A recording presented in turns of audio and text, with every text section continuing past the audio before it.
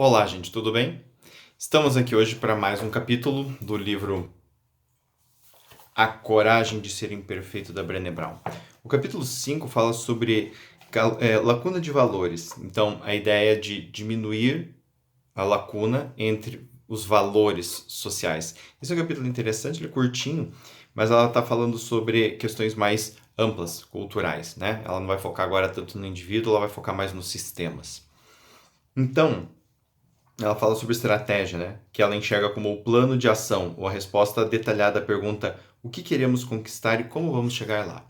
Então, se a nossa ideia é trabalhar com essa questão da vulnerabilidade e ajudar as pessoas a aumentarem suas autoestimas, como é que a gente vai fazer isso? Essa é a pergunta dela. Né?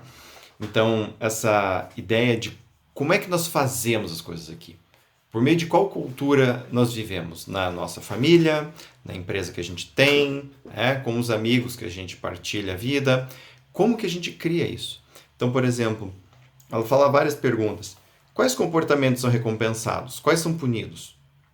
Onde e como as pessoas estão gastando seus recursos? Que regras e expectativas são seguidas, impostas, ignoradas? As pessoas se sentem seguras e apoiadas ao conversarem sobre como se sentem e ao falar sobre as coisas que precisam? Quais são os tabus? Quem define os tabus? Que histórias são lendas e que valores elas disseminam? Como que a vulnerabilidade é percebida? Em que medida a vergonha e a culpa são predominantes e como elas aparecem? Qual é a tolerância coletiva para a inovação? Então, essas perguntas que ela fez em pesquisas, né? E também são perguntas que cada um de nós tem que se fazer.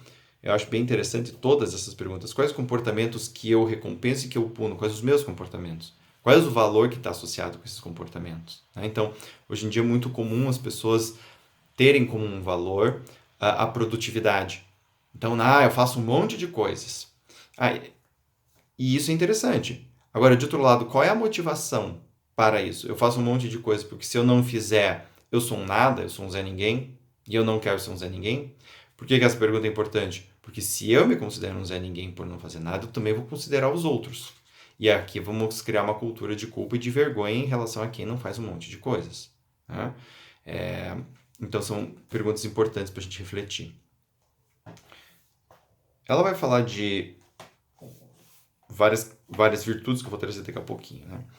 Ela fala, portanto, impõe-se a questão. Se não criarmos intencionalmente nas famílias, nas escolas, nas comunidades e nas empresas culturas que alimentam a falta de motivação e o isolamento, como isso acontece? Onde está a lacuna entre as duas coisas? A lacuna começa aqui. Não podemos dar às pessoas o que não temos. Quem somos importa infinitamente mais do que o sabemos ou que queremos ser. Então, a Brené Brown vai defender uma ideia de que se eu quero mudar a cultura dentro de uma empresa, eu preciso ter isso. Então, por exemplo, se a minha empresa é extremamente competitiva e eu vejo que isso prejudica, eu tenho que trabalhar em mim a questão da competitividade antes de começar a propor ideias mirabolantes, estruturas grandes. Por quê? Porque se eu não tiver isso organizado dentro de mim, eu não vou conseguir organizar com ninguém. Né? Embora isso pareça um tanto óbvio, mas a ideia é que se a pessoa não tem um referencial interno daquilo que ela está propondo, ela não vai conseguir enxergar o que de fato está acontecendo. Ela não vai conseguir entender se está ou não vendo uma mudança, ou até mesmo como chegar na mudança que ela própria está propondo. E eu particularmente vejo isso o tempo todo em consultório. As pessoas chegam e dizem, Kim, eu quero me sentir bem comigo mesmo. Ok. É um objetivo nobre, mas o que é se sentir bem com você mesmo? Como você saberia que está se sentindo bem com você mesmo? Tá? Essa pergunta ela é muito importante. Tá? Muito bem. Dentre virtudes, né, que ela cita, tem algumas. Honestidade e integridade. Ou seja, ser honesto e ser íntegro. Aquilo que eu digo é aquilo que eu falo. E o que eu falo é verdadeiro. Outra, virtudes desejadas, respeito e responsabilidade. Então, ao mesmo tempo que eu sou responsável pelas coisas que eu faço, eu também respeito você pelo que você faz. E aí ela fala, né, a respeito de como que as coisas degringolam. Então, muitas vezes a pessoa diz que quer honestidade e integridade, mas ela pratica arrumar desculpas e deixar rolar. Então, ela fala sobre honestidade, ela fala sobre integridade, mas no fundo, o comportamento dela, quando, por exemplo, ela erra, é arrumar uma desculpa. Ou quando ela não faz aquilo que ela se comprometeu a fazer, ela simplesmente deixa rolar, tá, vamos ver onde é que isso vai me levar. E vai tocando o barco, né? A dela fala sobre várias, né? Respeito e responsabilidade, por exemplo. Virtudes praticadas, é melhor fazer da maneira mais rápida e mais fácil. Gratidão e respeito, virtudes praticadas. Zombaria, desvalorização e desrespeito.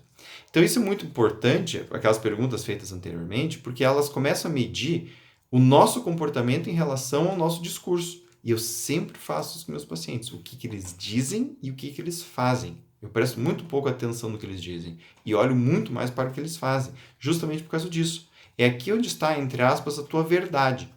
Tá? Então, se você diz que você é uma pessoa super responsável, mas no fundo você fica procrastinando e arranjando desculpa, você pode falar isso, mas você não está agindo desta forma. Né? E esta integridade, essa conexão entre fala e comportamento, ela é muito importante. Impor limites é uma virtude desejada. Ao mesmo tempo, as pessoas praticam uma rebeldia e uma frieza. Né? Agora, quando a gente tem as coisas alinhadas, né? Então há uma sinergia entre o que eu falo e como eu me comporto. E essa sinergia organiza a minha vida dentro e fora. Né? Por que dentro e fora? Dentro, porque, por exemplo, se eu tenho como virtude responsabilidade, eu vou me comprometer de verdade com as coisas que eu faço. Né? Então esse compromisso vai ser real. E eu também vou fazer isso com as outras pessoas quando for me relacionar com elas. Tanto no sentido de que aquilo que eu prometer para os outros eu vou fazer, tanto no sentido de que se os outros não fizerem aquilo que eu estou propondo, eu vou cobrar. Tá? Quero enfatizar, ela fala sobre esses exemplos todos, que esses exemplos todos que ela trouxe, né, não são ficção, eles foram citados na pesquisa. Sei que não podemos ser modelos perfeitos o tempo todo, mas quando nossas virtudes praticadas estão frequentemente em conflito com as expectativas da cultura que nos cerca, o descomprometimento é inevitável. Então, novamente ela fala, e eu gosto dessa fala dela, que a ideia não é 100%, nós não somos puristas. Mas se você tiver, por exemplo, 80% do teu tempo, uma conexão de verdade entre o que você fala e o que você faz, isso já é muita coisa. E isso já dá um resultado muito bom. Ah, Kim, mas por que não 100%? Tem que ser 100%. Não, não tem. Não tem por causa do seguinte, o ser humano ele não é um ser pronto e acabado. Ele é um ser em constante mutação. E tem muitas coisas na vida da gente que a gente gostaria. Então a gente fala sobre, mas a gente ainda não sabe como. Ou ainda não adquiriu todas as competências para executar. Então não tem como o discurso e o comportamento estarem sempre alinhados. Ou, muitas vezes o meu discurso é motivado por questões inconscientes. Então, às vezes eu tenho que perceber coisas em mim para depois poder ter um discurso mais adequado. Né? Então, todos esses fatores, eles contam, e contam muito, né? Quando a gente está dentro dessa ideia de ser íntegro. Diminuir a lacuna de valores é uma estratégia de ousadia. Devemos prestar atenção no espaço que separa o lugar onde estamos do lugar onde queremos estar. E mais importante, precisamos praticar as virtudes que consideramos importantes em nossa visão de mundo. Diminuir a lacuna exige tanto acolher nossa vulnerabilidade, quanto perseverar no enfrentamento da vergonha. Sermos cobrados a dar respostas como líderes, pais e educadores de maneiras novas e incômodas. Como, por exemplo, agora, nessa época de coronavírus, onde muitas pessoas estão sendo levadas a falarem, a se posicionarem. Né? Muito bem, gente.